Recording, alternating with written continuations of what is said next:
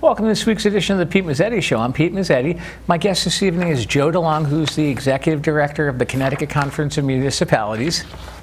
Pete. Hey, bud. So good to be back. How are you, man? Good. You know, I feel like this seat is reserved for me. It should be reserved for you. And I'm always grateful to be on as well. It is. Well, thank you. No problem. So what's new? There's a lot new. Well, you know, listen, there's always a lot new. Yes. But it's also, it's summertime. And so it's also a time, even with my own staff, that I tell them there's always work to do, but there's also time to check out a little bit and be with family. And, exactly. And so we have to do that as well. And it's been a beautiful summer, you know. I hope folks that are out there listening have had a great summer. Absolutely. I've had a wonderful summer. I have too. But right around the corner is Labor Day. Yep. And then once Labor Day comes, full speed ahead. It is back to work in the municipal world, in the world of politics, and certainly in the world of the Connecticut Conference of Municipalities. That's kind of a mark for us where we take off out of the gates very quickly after September 1st. Absolutely. So Joe, tell us a little bit about what exactly is CCM? Everything. Well, so CCM is, as I said, it stands for the acronym stands for the Connecticut Conference of Municipalities. Yes. Which is interesting because a lot of people still to this day will call it the Connecticut Council of Municipalities. They get the conference is a little bit of a unique word. Yeah, right. Name. But what we're an association that represents towns and cities from every corner of Connecticut, all across the state. And when I say everything, really our job, our role, is to be a bipartisan organization that works for collective solutions to service the citizens of the state in the best way possible. And it's so important in a state like Connecticut that doesn't have county government.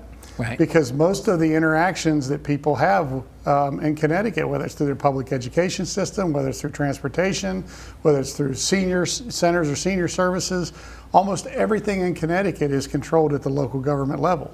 Right. So what we do is we bring all of these folks together. There's this very old saying, Pete, that I know you've heard of before that says there's no Democrat way or Republican way to fill a pothole. Right. We all have to fill a pothole. Exactly. So we set aside kind of the political divides and we work together on common solutions and best practices for our communities. And that goes everywhere from, like joint purchasing. We're able to do large purchasing contracts where a town can buy something that they wouldn't be able to get at that same price if they had to go it alone. Sure. Sharing of services across communities is big. We do a great deal of data-driven research, which I can share a story with you in a bit if you want about how important that is, and just recently how it really changed my perception on something where I thought I understood an issue based off of the work that I do. Right. And then when we did the research, I realized I was completely wrong. Uh-oh. And so that is so important, that data-driven research that drives best practices. And then we do a lot of advocacy for local governments, for our towns and cities and our local communities in both the state legislature as well as at the federal level.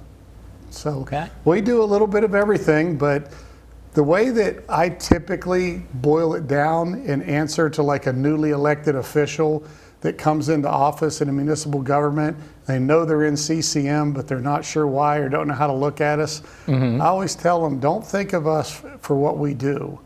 Think of us as an arm or an extension of your staff. So anything that you need that you don't have the resources to meet, that's our job to step in and help and be that resource. Exactly. So. And what's that story you had? Yeah, so an interesting story of why I think it's interesting, because this is the work that I do. Absolutely. Other people out there listening might be going, that's not interesting. But so much of our decision making is driven by deep dive research and data. So we can, because let's face it, in the political world, decision making is often driven by ideology. Whatever party you're in, whatever you really think you know, and in some cases, what you think you know, you do know, but in some cases you think you know and you really don't know. Exactly. What's great about a group like ours is we know we don't know, so we go out, put together an amazing staff and drill down and find out what the true data reflects. Absolutely. And the issue that was really interesting within the last few years, for years there was this debate at the State House about selling wine in grocery stores. Yes. Now, I come from an era, you can see I got a little gray hair on the sides Right. now and everything. I come from an era that I can very vividly remember in other states. I didn't grow up in Connecticut, but in other states where downtown areas were booming. Okay, and you had all these stores, and you would go downtown, you would go to your department store, and then maybe you would go to your butcher shop, or you would go to these different things. And then in the 80s, the super mall came in. And all of a sudden, it was this wonderful thing that we had this one-stop shopping under a one mall, that we could go to the mall and everything was there. Right. But what happened when the malls came in? All those downtown areas died. Yes. And there are areas all across this country to this day that the traditional downtown is a dinosaur that once was a booming place, Right. because of the malls. Well, I really looked at the impact of selling wine in grocery stores much the same way. I really believe that if you go around Connecticut and you had all these town greens and you had these liquor stores that are located on the town greens, and they're kind of, in many cases, not the anchor tenant, but one of the anchor tenants. You know, they keep a building full, they keep people coming to the green, you know, and then those people come to the green, they shop at other shops, keep the property, you know, the taxation level up, the funds up for a community. And I thought the moment we start doing things to sell wine in grocery stores or alcohol in grocery stores, we're pulling them out of those package stores. And those package stores are going to start to go out of business. And that's going to negatively impact our towns. Yeah, the grocery stores may make some money. The wine manufacturers may make some money. But our community at large is going to suffer, because you're going to draw that business out of the package stores that are going to close their doors, and you're going to have the same impact on town greens as what the malls had, you know, when they came in and shut down all these businesses. Right. I've been doing this work for a long time, so usually my intuition's pretty good. I was completely wrong about that. Oh, no. Completely wrong. We found the research. Yeah. We didn't do the research. A lot of times we do the research. Okay. There's actually some research that was done through a group that UConn was tied through, and UConn, you know, Center in UConn shared with us the research. And what the research showed was just the opposite. What the research showed was that when wine is sold in grocery stores, these grocery stores only carry a limited selection. Right. And what it typically does is that limited selection gets people to try wine who have otherwise never gone into a package store, and up to that point in their life never would go into a package store. Exactly. They try it, they like it, they decide they want to extend their palate on it, and then they're more likely to, in fact, actually go into the package stores and get additional wines or try different things that they never would have before. And so there's this research, this independent research out there that was put in front of me, not by the people trying to pass this bill, just by people who were studying it from an economic standpoint, that said, no, if you sell wine in grocery stores, it actually helps the package stores because it broadens the market, and then that market comes into their package stores that never would have before. I was floored by that. But it also kind of spoke to me in the importance of the work that we do, Right. to not just have our own ideologies or our own beliefs or go off of our own experiences of what we think might happen, but the importance of doing that research and that data dive to understand what the true impact of things would be. And so many times we see that in politics, where there are experts, experts from all over the country. There's been I don't know how many, but at least 4 or 5 that I can think of off the top of my head, of separate tax studies that have been done by tax experts from across the country on Connecticut. Okay. And almost all of them have come to the same conclusions, that there's an over-reliance on the property tax, that Connecticut needs to change its tax code, it needs to broaden its tax code, reduce the reliance on property taxes. But what happens inevitably with every one of those reports, when the solutions are presented to the General Assembly, it's not about the data, the ideologies come into play. No. And so nothing gets done. Right. You know, and so I think that really kind of speaks to the work that we do, that we constantly try to be that group that, I don't want to even say represents both sides, Right. but we don't represent any side, we represent the facts. Exactly. We represent the data mining. we represent the real experiences on the street and how, so instead of just looking at something, well, it sounds good, we try to do that additional dive to say, here's what the real impact will be based off of the information that's available out there. And that's proven to be very valuable to our membership. So what happened to the wine bill in the legislature? You know, I knew, it's funny. As soon as I started telling that story, I knew you were going to ask me that question. Of course I am. And I have to embarrassly admit, I don't remember. All right. I don't remember if it passed or not. I think it may have. I believe it passed. I believe it, but the moment I say that, I'm going to get a phone call from somebody yelling at me saying, I can't, but I'm pretty sure I'm not much of a wine drinker myself, me either. so I don't shop for wine in grocery stores, but I'm pretty sure that it did pass, and I think you can. I know that Dan Malloy, when he was governor, he tried to get it done for years and wasn't able to get it done. Oh, really? There was heavy pushback, but I'm by the liquor store lobby. Yeah. And I think maybe what happened is, and I can't swear to this because I wasn't that intimately involved in it, but I think what may have ended up happening was they may have seen some of that same data too and said, wait a minute, we might be fighting against something that actually helps us, and we didn't even realize it. Exactly. So how did legislative session go this year? I think for towns and cities, I came here in 2015. Yep. I think this is the best legislative session that we've had since I've been here for local communities. There was a lot done for public education.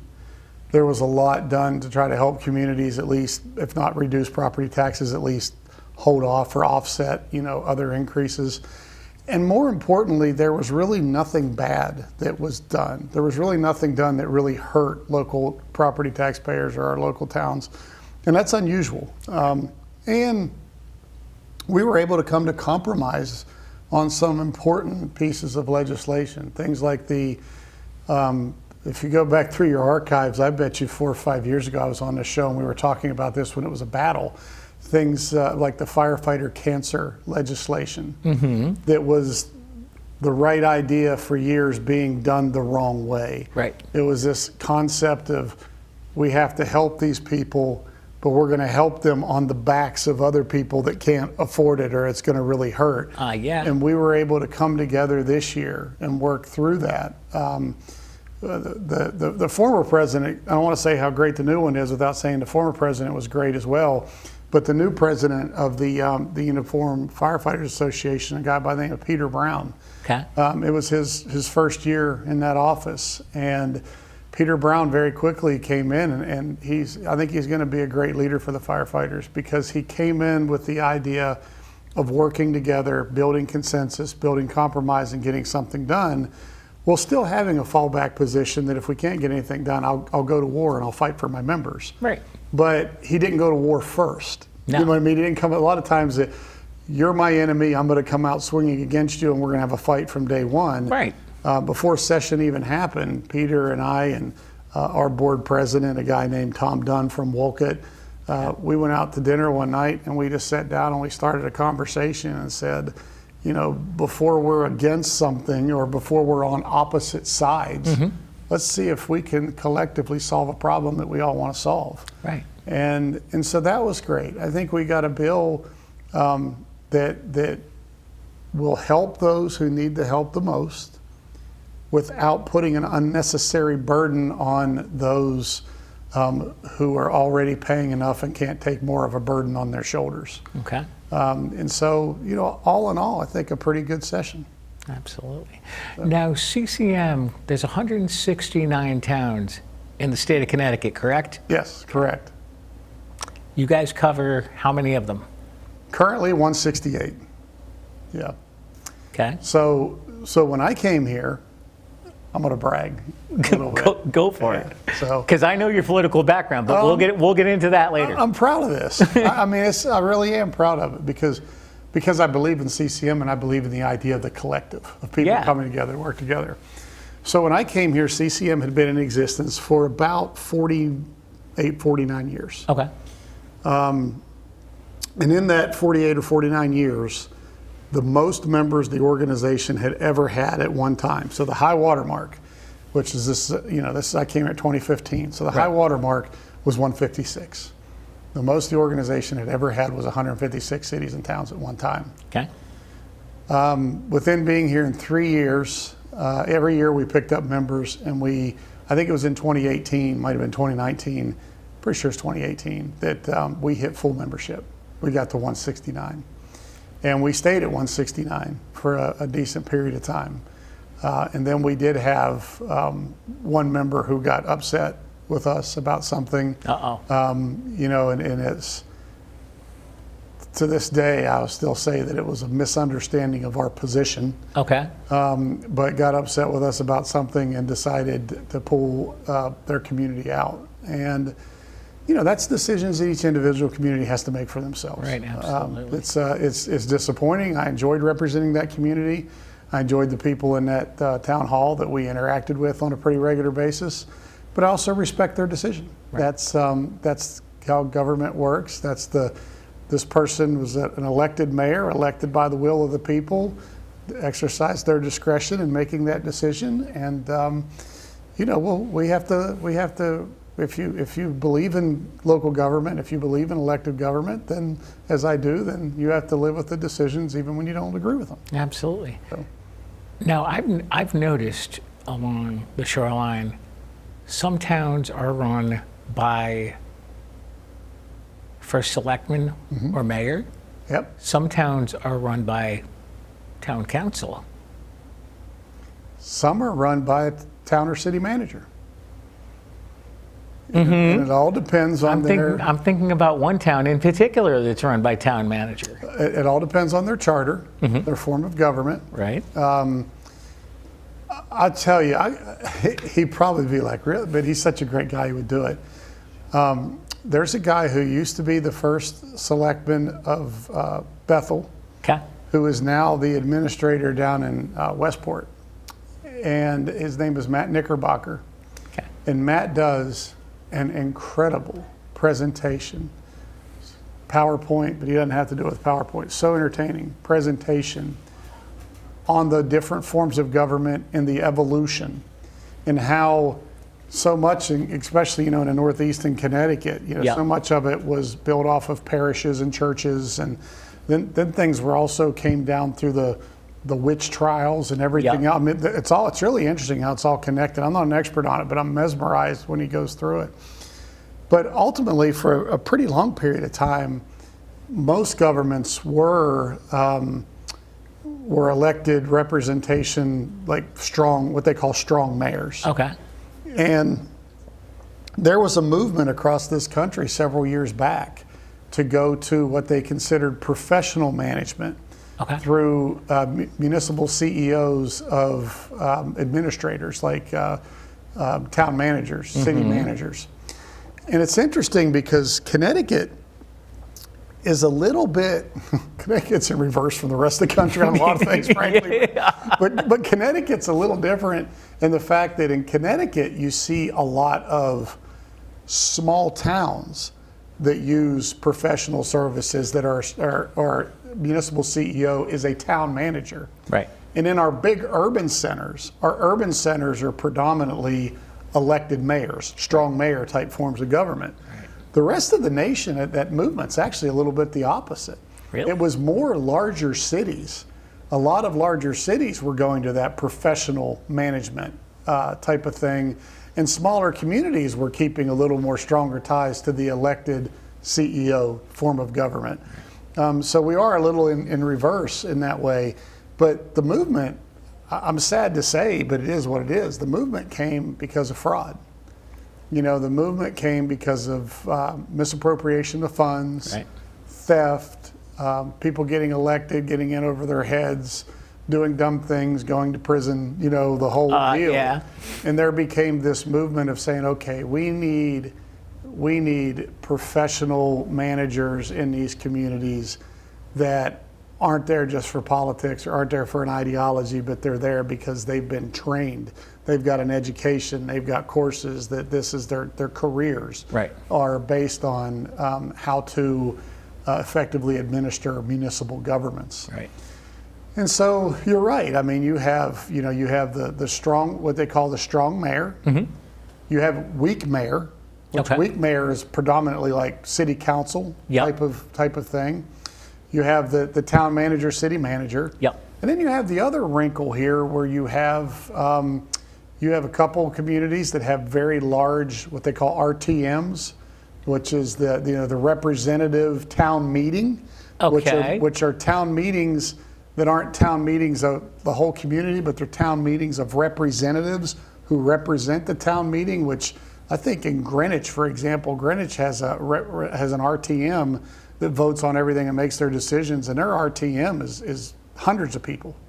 Really? And then you have some small communities that do that representative form of government where everything either has to go to a ballot referendum, Right. or it has to go to a public meeting. Yes. You know, they pass their budgets at a public meeting where everybody comes out like they used to out on the steps of the old church. You know what I mean? And they put it out there to the community type of thing. So we're really unique. Every city and town's different. And I'll tell you what else is unique. If someone's out there listening and they're born and raised in Connecticut, they just think this is the most normal thing in the world.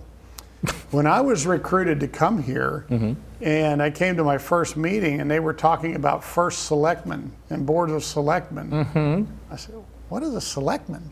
That is very, very unique Yes. to hear as well. You have most places you have mayors and councils. Yes. In Connecticut, selectmen, board of selectmen is basically a mayor and a council. It's just titled that way if it's for a smaller town as opposed to a larger town. But that is a term. That terminology of selectmen, you know, if you go anywhere in the country and you say, "Hi, I'm Pete Mezzetti," and they say, "Oh, well, you know what? I was the mayor of Portland, Connecticut." They say, "Oh, okay, cool. You're the mayor of Portland, Connecticut. Tell us about Portland. That's neat." Or how big is it? Or what do you do? And you go to anywhere else in the country other here and you say, "I'm Pete Mezzetti and I'm the former first selectman of Portland, Connecticut." They'll look at you. The what? What is a first selectman? You know, so that's different here too. Absolutely. I could think of a particular first selectman that you and I both know in and around this area. We know quite a few of them. Well, I'm thinking obviously. about one. One that's sat here with me on your show before. Yeah, good friend. Listen, A dear friend of both of ours. I don't have to come on your show and say anything nice about Carl Fortuna. Nothing.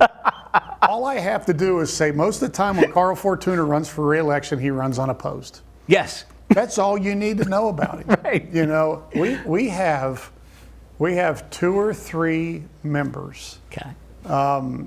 that consistently run unopposed, and they're not in the teeny tiniest little communities where there's no pay and nobody wants the job and nobody, you know, they just get who they can. Right. They're people in areas like in Old Saybrook. Another one that comes to mind is North Haven and Mike Frieda. Like Frida, absolutely. These are people that you go around the community, and overwhelmingly, I don't care if he's a Democrat, I don't care if he's a Republican, an independent, libertarian, vegetarian, whatever Right. the case may be, Yeah, right. they just love him because, you know, and that's why they have no opposition, because the people in the community, they've already determined Right. what type of representation that person gives them. So I don't have to come on and say, Carl Fortuna is a great guy, or Carl Fortuna does a good job, or Right. Carl Fortuna is exceptionally bright.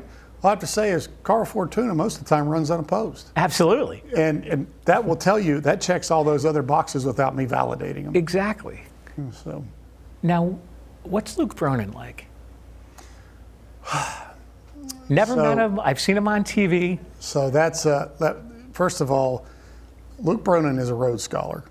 Isn't he president of CCM? He was. He's past president now. Who's president now? I'm done. Okay. Mayor of Wolcott. Okay. Luke's past president. Luke's not running for re-election to That's the mayor right. of Hartford. That's right. But, you know, this is no reflection on people, whether I love them or hate them or anything else. There are only a very small handful of people.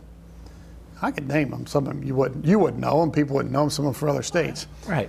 But a very small handful of people that I can name that their intellect was just broader than most anybody that you'll ever come into contact with. Just Right. people who are exceptionally, exceptionally bright.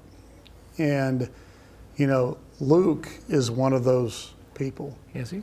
I'll tell you who else is one of those people, and I'll say it because the person who left office is very unpopular. Dan Beloy was one of those people. Dan Beloy is one of the smartest people I ever met in my life. A lot of people didn't agree with him about things, but you know, there are people who go into a room who try to figure out who's the smartest person in the room.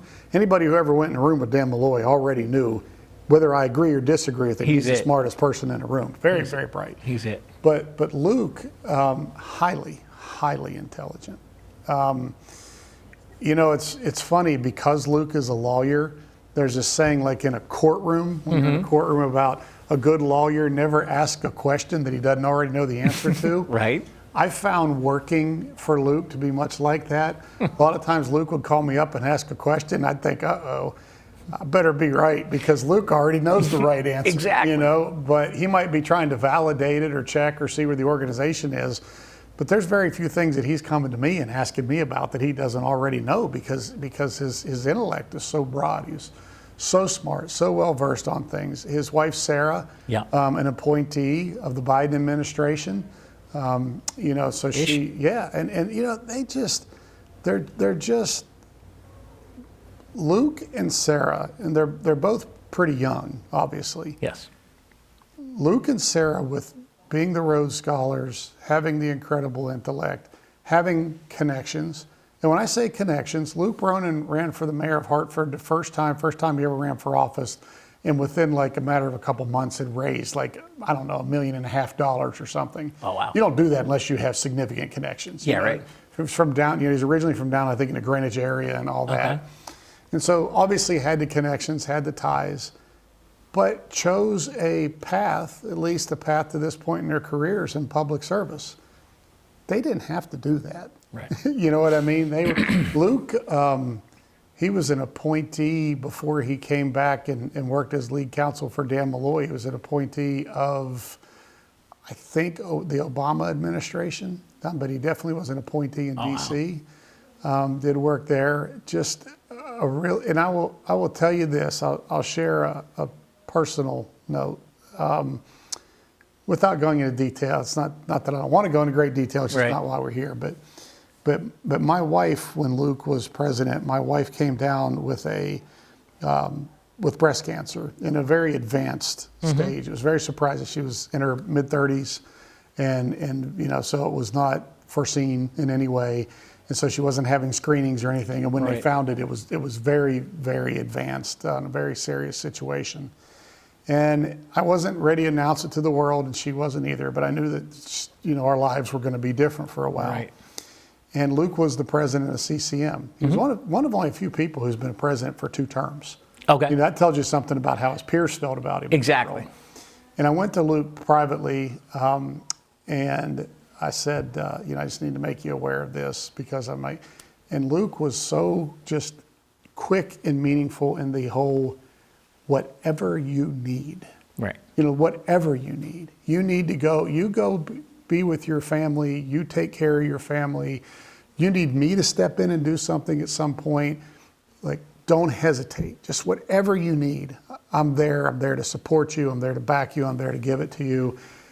And then, you know, good people will do that. Right. You know, but, you know, busy urban mayor. He's got a million things going on. Yeah. Would regularly call and check on me. He'd just call, like, you know, at these random times and just say, hey, not trying to pry, but how's your wife doing? Do you need anything? That, you know, I don't care what political affiliation you're from or what you agree or disagree with or anything else. That's the kind of person I want in office representing me. Somebody who has that genuine, truly genuine caring and compassion for others. Right. I have seen Luke stand up after like a shooting in Hartford when a child's been killed or something. I've seen him stand up behind the podium and be the leader that he needed to be to keep calm in the community, to keep people from, you know, going out and doing things you see happen in Los Angeles or places like that. I've seen him be that steady voice of leadership that was needed in those times. and then walk away from that podium and privately, sincerely mourn that loss as if it was his own child. Absolutely. You know. And the last thing, because you asked the question, that I'll say about Luke Bronin. I think I may have said this about him before one time. You asked me something about him, but because I do this work, I pick up on these things.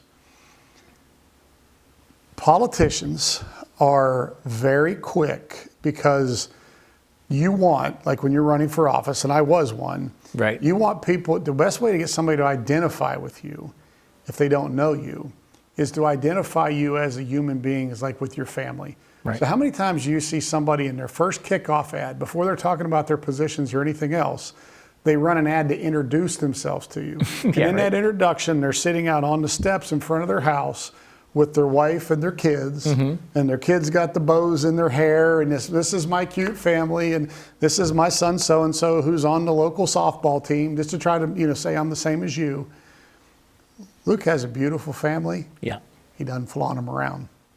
He protects it. He is a father first. And he doesn't go out there into events and parade his kids to help his own political popularity or to brand his name in any way. He takes his kids, and he's like a father to his kids, and takes them to events and does all the things a good dad should do, but he doesn't put them out there and expose them politically. I see so many politicians that expose their families politically, and then their family gets attacked in some way, and the first thing they do, how dare you attack my family? They're not the ones that ran for office. You're the one who put them out there. You know, and so not that their family should have ever been attacked, but you should have been a better person and not exposed your family to that. And so that's something that I will always say that I very much admire about Luke Bronin. Would you mind sticking around for another segment? I'd be happy to. We'll be right back.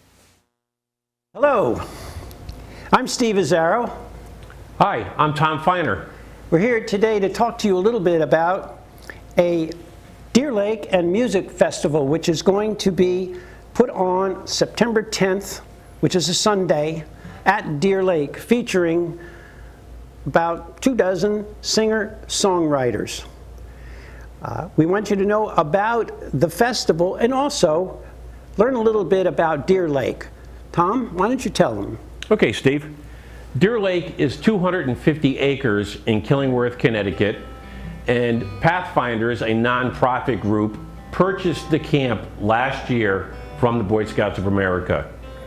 It was a very, very lengthy fundraising event, and we got donations from many, many venues and many, many people.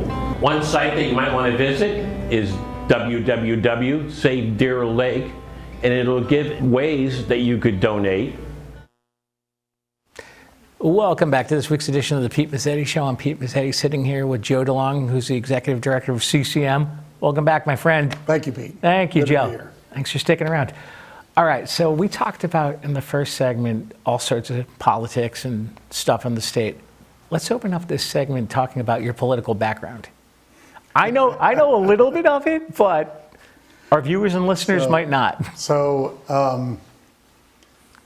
I probably got into politics for all the wrong reasons. Okay, all right. And then got out of it for the right reasons, and then got pulled back into it for the right reasons. But so my background's interesting. My grandfather my grandmother and grandfather got me off to school in the morning, so I would spend the night at their house. My parents lived 2 doors over, but they left very early for work. They were both very hard workers. In fact, my dad had 2 jobs.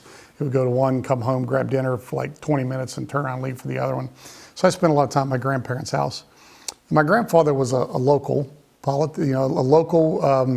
servant, public servant. And he really was he was a politician too, but he was really a public servant. And the town I grew up in was kind of like, the Andy Griffith Show in Mayberry, you know. Sure. My grandfather had been a sheriff, and then he was a county commissioner for 3 6-year terms, and everybody knew him. And he was very well loved, very well connected. So much so that the night before elections, he would put out an election sign for each office in his front yard, for whoever he was supporting. And people would drive past the house the night before the election like it was a parade, all to see who he was supporting, because that's who would win. That's who they'd vote for. There you go. Very, very powerful in that way. And so I would wake up and come downstairs, and it was not uncommon for me to come down when I was just a wee little kid, and there would be a U.S. senator or a congressman or somebody like that sitting in his living room, because they all sort of paid their allegiance to him, at that time. But also, on my way home from school, the county courthouse was right next door to the school. Okay. So I would come home from school, I would go into the county courthouse, and I would visit with my grandfather and see kind of local government in action and the work that he did. I could tell stories forever, but we don't have that kind of time. But what ended up happening was, I went away to college, did my own thing, was out in the workforce, was making money. I was traveling all over the U.S. and Canada with the work that I was doing, kind of disconnected even from my hometown. Okay. But I still had an address there. Right. I didn't go there because I was living in hotels, really. But when I was out on a road trip, I was actually in Arkansas, state of Arkansas, meeting with some customers that I had sold some products and stuff to.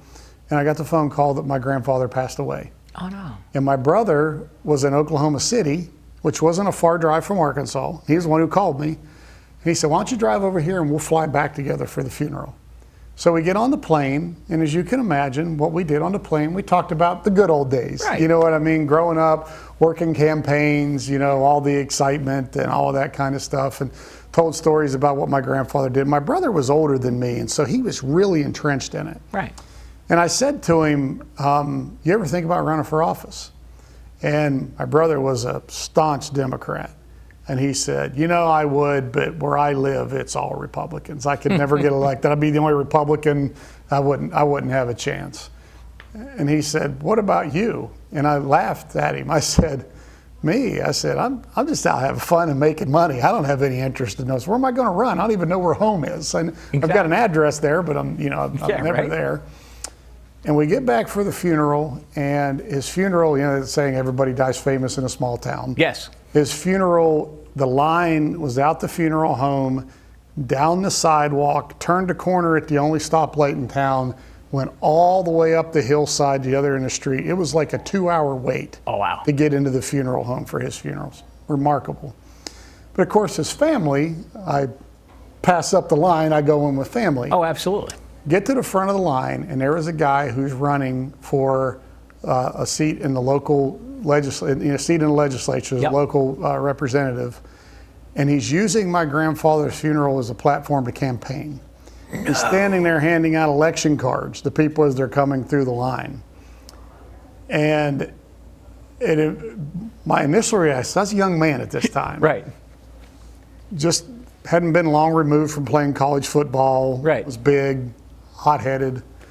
My initial reaction was to do something that would get me in trouble. Yeah. But I wasn't going to embarrass my family or upset my family. No. But out of rage, really, that happened to be the filing period for that office. There were like 2 days left in the filing period. I marched up to the courthouse after the funeral, and I said, I don't care how many people are running, and I don't care if I run dead last. I want to make sure this guy runs last. That's why I filed to run the first time. Pure spite. Pure spite. Really? Wow. And ended up, there were a few people in the race, including an 11-year incumbent. And I remember on election night looking at the results, and I had won pretty handily, and sitting there thinking, what have I done? Because the job that I did, I couldn't do anymore. Right. Even though it was a part-time legislature, I couldn't be all over the U.S. and Canada and everything else and serve my district. So it was an interesting reset. But I went to the legislature, and I very quickly didn't like the way things were done. And most legislatures are this way, is pecking order, and if you're a younger legislator, they would control you with money. Yes. You sit there and you push the button I tell you to vote, you be a good boy, you play on the team like you're supposed to play, and at the end you'll be rewarded, you'll get a little check for your pet projects and all that. I didn't really have any pet projects because I wasn't, whatever. Right. So I decided very quickly, I'm not going to stay in this environment. They're either going to run me out of here or I'm going to run the place. Okay. So within a couple of years, we overthrew the current leadership. And I put together, the first meeting we had like 2 people in the room.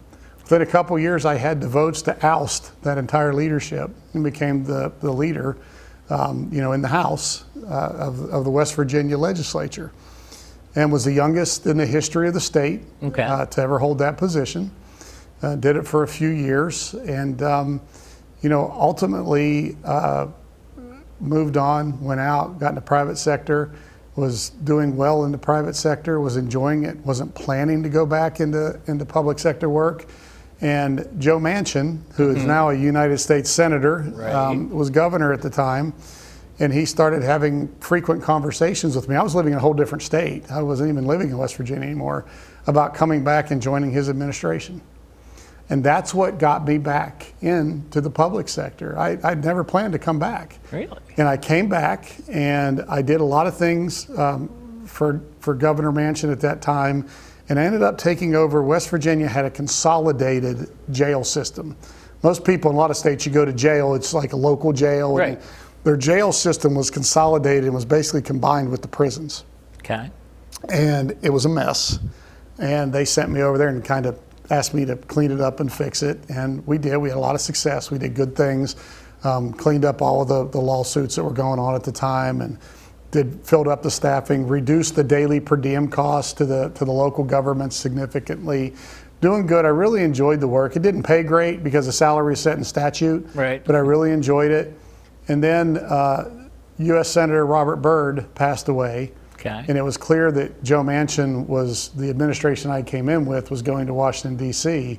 And even though I stayed on with the next administration, who I liked and respected, I wasn't their guy and they weren't my people. You know what I mean? They weren't getting rid of me, but it was uncomfortable. Right. And I had a recruiter call me one day who I knew, and he said, "Hey, are you looking?" Because when they got me back to West Virginia, I was down south, and he was a Southern recruiter. And he said, "Hey, are you looking at all?"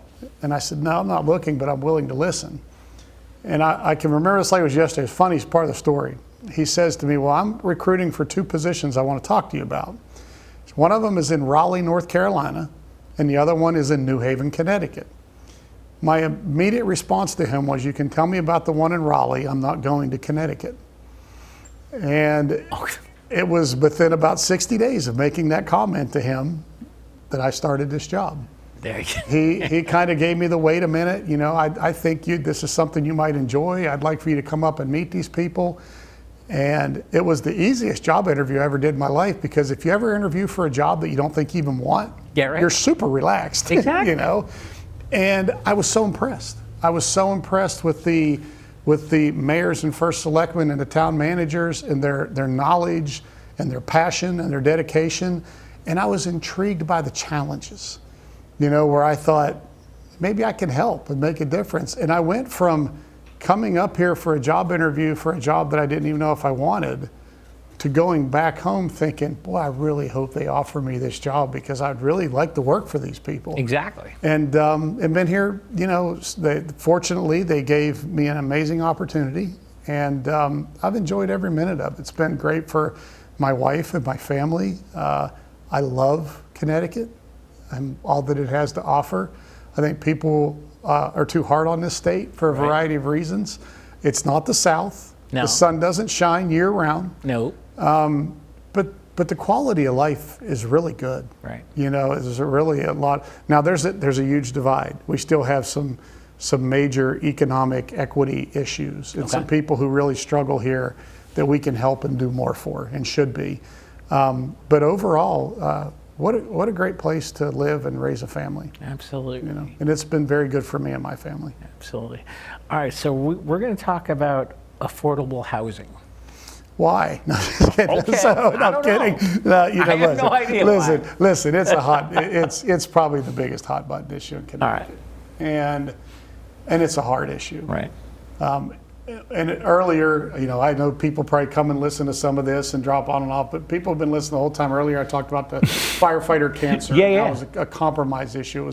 We all wanted the same solution. We had different ways of getting there, and we had to compromise. Affordable housing is the same way.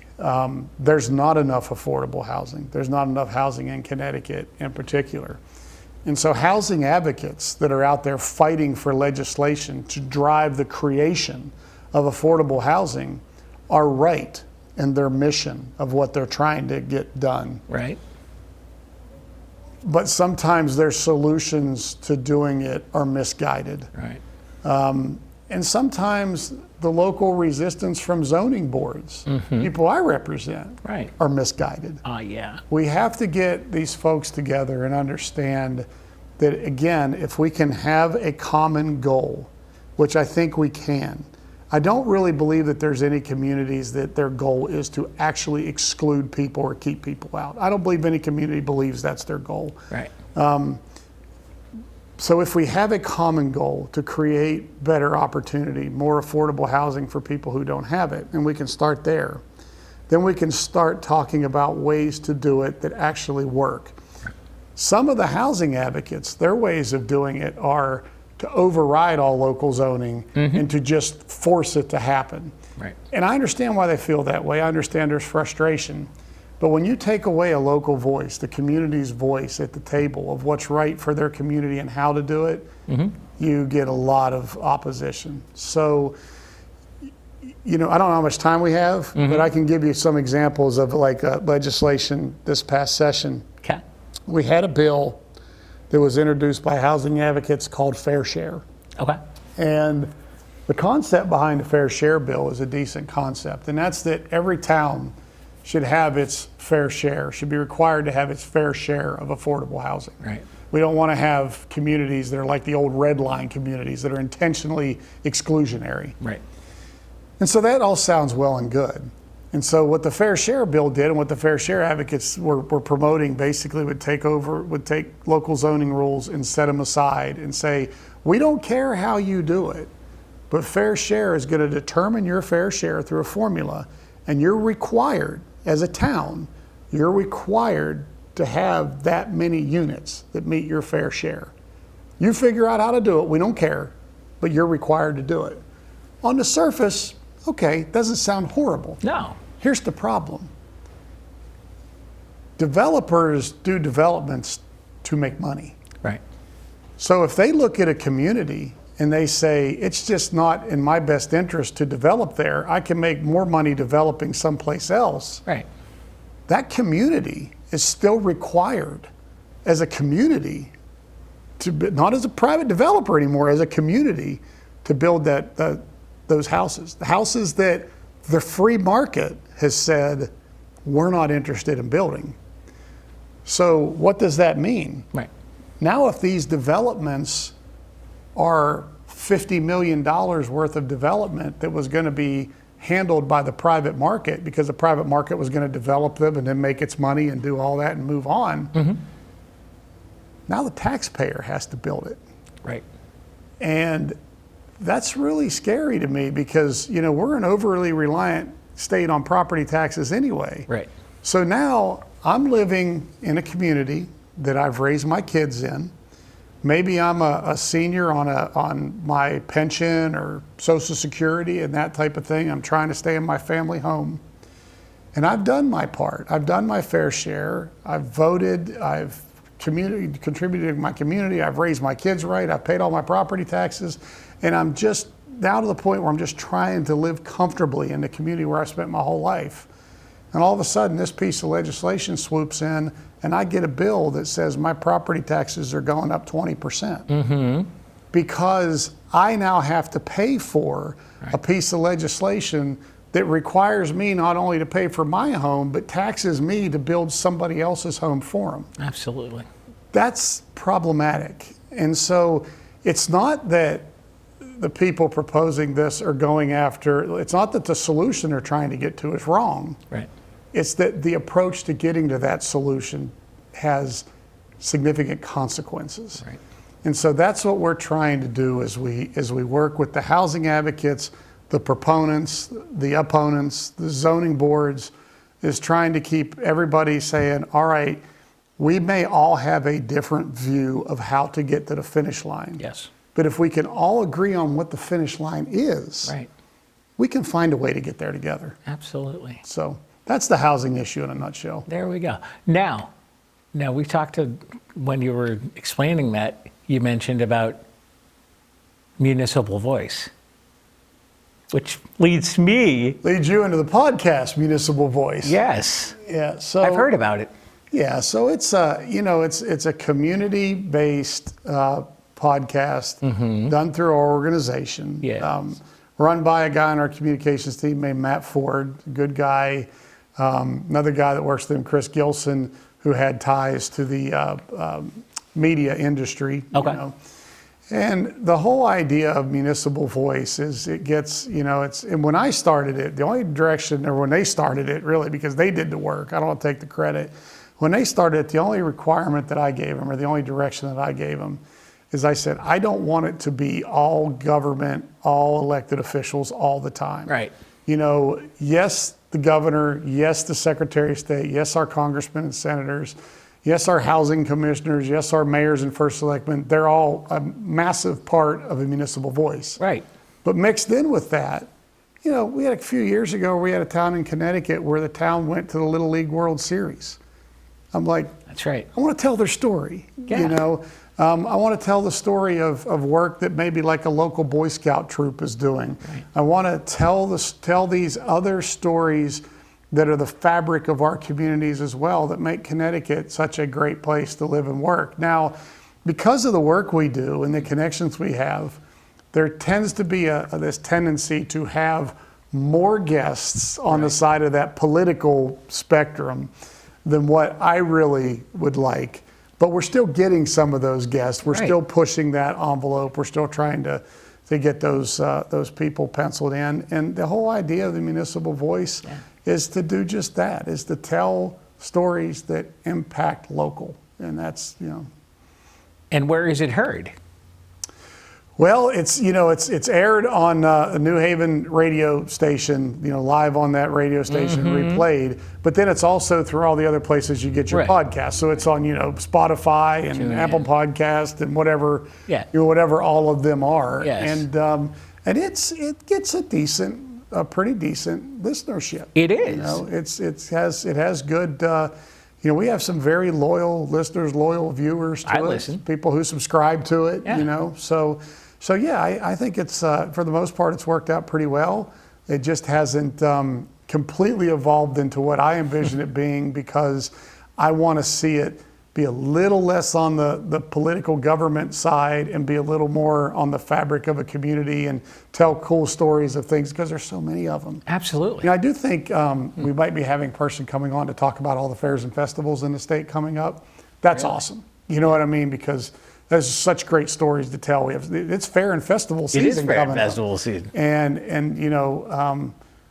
people want to know about that. They want to be a part of it. And so, and you can, because we have so many small towns, there's Right. so many of them. So like, where I grew up in Guilford, I was close to the line in Durham.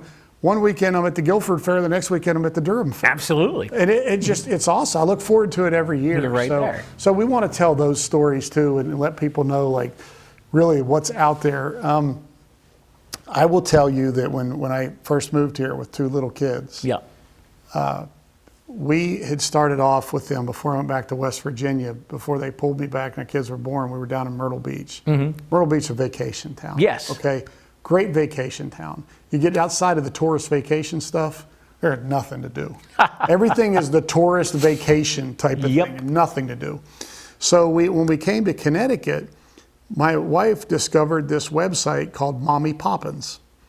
And on Mommy Poppins, Okay. you go on there, and I was amazed by all these things. Like every single day of the week and every weekend, there were all these cool things to do here in Connecticut that we never had in the South. No. That we wouldn't have even known existed if weren't for that Mommy Poppins. And I'm talking about, just a local store that weekend was doing a crafts and art fair for kids, or just Right. different neat things. You never had to sit around the house and say, I'm bored. What am I do gonna I do? do? What am I doing? Or it's a rainy day, we're stuck inside. Because we could go on Mommy Poppins and there was always something at a library, or there was always something a local business was holding this little event for kids or things like that. Very unique to Connecticut. Absolutely. And really, really special. Joe DeLong from CCM. We're out of time. Yeah, man. We'll see you soon. All right. You got it. Thank you. Thanks, bud. On behalf of Joe DeLong, I'm Pete Mezzetti. Thanks, good night. We'll see you next week.